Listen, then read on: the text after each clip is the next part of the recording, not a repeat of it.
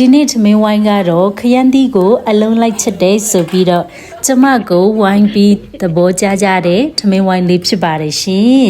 ကကအောင်မင်္ဂလာရအောအားလုံးပဲမင်္ဂလာပါရှင်ဒီနေ့မှာတော့အမေချန်ထွက်ခရမ်းသီးနုနုလေးတွေကိုခရမ်းသီးနဲ့ဟင်းတစ်ခွက်ဖြစ်ဖို့ချက်တော့မှာဖြစ်ပါတယ်ရှင်အိမ်နောက်ဖေးမှာအမေစိုက်ထားတာ10ပင်လောက်ပဲရှိတယ်ပေါ့နော်သူ့အတီးကစားလို့မကုန်ပါဘူးရှင်ဒီနေ့မှာတော့ရိုက်ပေးမယ့်ကင်မရာမဲမရှိလို့ကိုပဲရိုက်ရပါတယ်ရှင်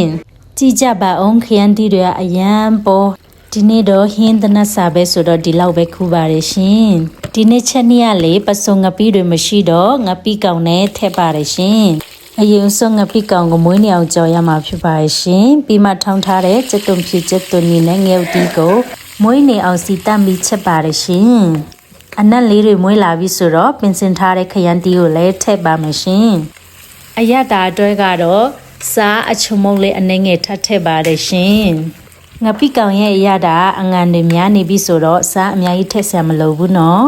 လိုအပ်တဲ့အရတာတွေပြည့်စုံပြီဆိုတော့ရေနွေးလင်းနဲ့ရေလုံယုံထည့်ပေးပါတယ်ရှင်စောနာကကြော်ထားတဲ့ငပိကောင်လည်းထည့်လို့ရပြီပေါ့နော်အကုန်လုံးစုံလင်ပြီဆိုတော့အဖုံးအုပ်ပြီးမိနစ်30လောက်နှပ်ပါမယ်ရှင်ကဲအခုတော့အနံအရန်မွေးတဲ့ကျမရဲ့ခရမ်းသီးနဲ့ဟင်းတစ်ခွက်တော့ကြက်ပါပြီရှင်ဟင်းချက်ပြီးဆိုတော့ထမင်းပွဲပင်စင်ရအောင်နော်ကဲဒီကတော့မနက်စာထမင်းဝိုင်းတော့ပင်စင်ပြီးပါပြီရှင်ဟင်းတွေအမျိုးစုံတော့ဘောနော်တအိမ်လုံးကကျမဟင်းကိုကြည့်ပြီးတော့ဝိုင်းပြီးသဘောကျကြတော့ဘောနော်ခရမ်းသီးကဒီလိုအလုံးလိုက်ချက်ရတာလားတဲ့စားပြီးတော့လေအိုးဟိုအရတာလေထိမိကွိနေတာပဲနော်တဲ့အားလုံးတင်လေးတို့နဲ့အတူသမင်းစားကြပါအောင်လို့ဖိတ်ခေါ်ပါတယ်ရှင်